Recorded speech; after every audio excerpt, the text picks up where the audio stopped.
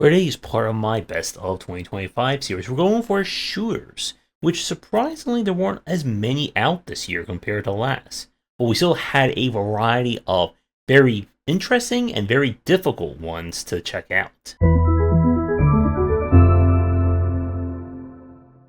When it comes to shooters, we definitely ran the spectrum from hardcore to more introspective, to slow, to fast, and all of that. And while some of the big ones I'm waiting for, such as Warlock and Ultra Kill, is still in development, it was still a really great and interesting year for the genre.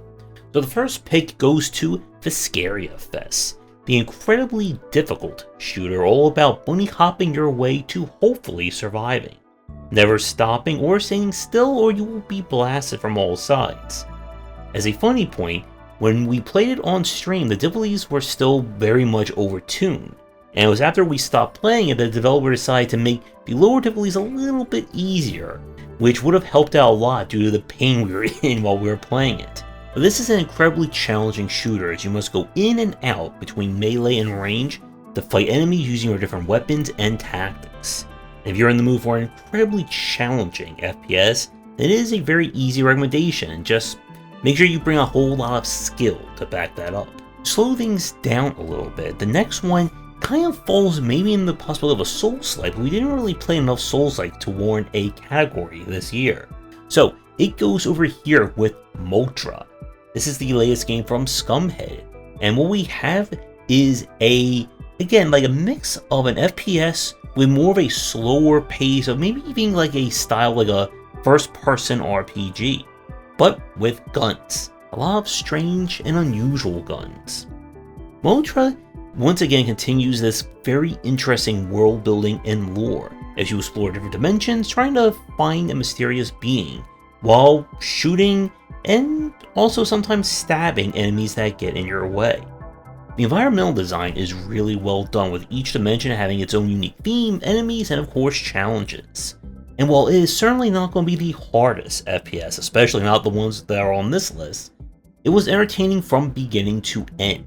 So if you're looking for a very different take on the shooter style, definitely give this one a play. But let's say you are looking for that incredibly difficult shooter, then my next pick is going to be right up your alley with Incision. This game was in early access for several years and was finally released, being an incredibly challenging and over-the-top shooter. For the first time, one that I could not beat on the highest difficulty, and that should say a whole lot about the challenge of this one. This is more classic 90s style of boomer shooting, but with a variety of environments, enemies, and weapons to make use of. And make use of them you will, as the game is all about how quickly you get through these levels without dying fast. And with a limited life system and no in-mission saving, is going to prove to be quite difficult. This one, even on the lower settings, is not for the faint of heart, but if you are in the mood for a lot of challenge, and Viscerafest didn't quite do it for you, then this is going to be a second helping of some very challenging shooting. My next two games both left early access in 2025, and the first one goes to Project Warlock 2, a bigger, larger, and far more interesting sequel compared to the first. You play with 3 different characters, each with their own different builds, campaigns, weapons, and skills to make use of. Once again, we're dealing more in the boomer shooter style, but this time you have to worry about how to use your different weapons, make sure you land those headshots, and explore a very vast and varied levels and environmental design. I found this one to be on the easier side, and it definitely felt a lot more improved playing at 1.0 than when we first played it on early access. A lot of that comes down to the feel of different weapons, how the game really wants you to prioritize creating a specific build based on the weapons and skills that you want to make use of. Whether you want to give yourself invulnerability, go for just invulnerable melee slashing and hacking, or other ones. So this one is a very interesting case, and while it's not as overly difficult as some of the other ones on this list, it can still be quite challenging. And I would definitely recommend it for everyone who's looking for another shooter that lets you have a little bit more variety with your booming and shooting.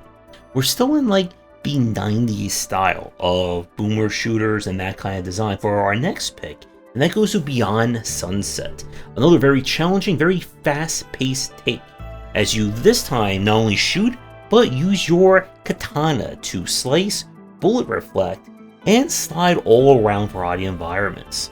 The different episodes couldn't be further apart from each other, going from linear affairs to open-ended to massive bases and more. There's definitely a lot of variety to the level design and enemies you're going to be facing. This one also features some brutal bosses, and there is certainly going to be a lot for you to explore in terms of finding hidden upgrades, secrets, and more. This is one of those shooters that it's hard to predict where the game is going to go next in terms of level design between episode to episode, and it's another very solid recommendation with all the other amazing shooters we've played this year.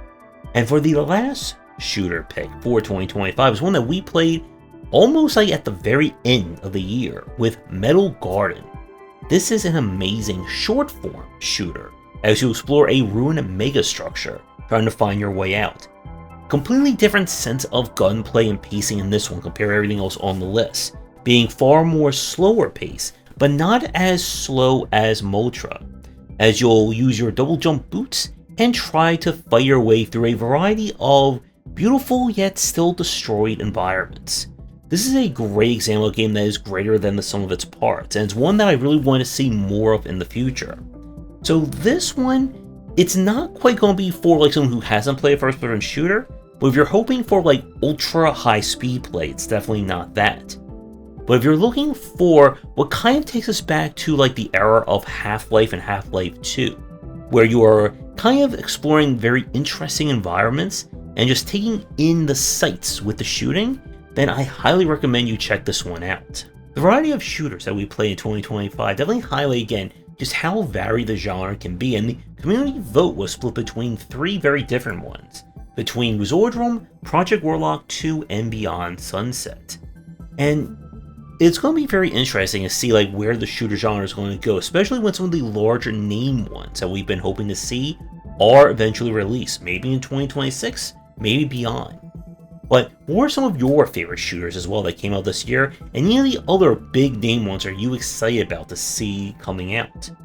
Now, this was a shorter category, admittedly, but I have a few super-sized ones that we're going to be covering in this series, and maybe we'll do one of those for next time. So with that, have a great rest of your day, and see everyone for our next part of the Best of 2025 series. Thanks for watching, and a special thank you to our Patreon supporters. If you enjoyed the video, do the YouTubing stuff, be sure to visit our Discord and Patreon, and if you're interested in more in my thoughts on design, check out my game design books.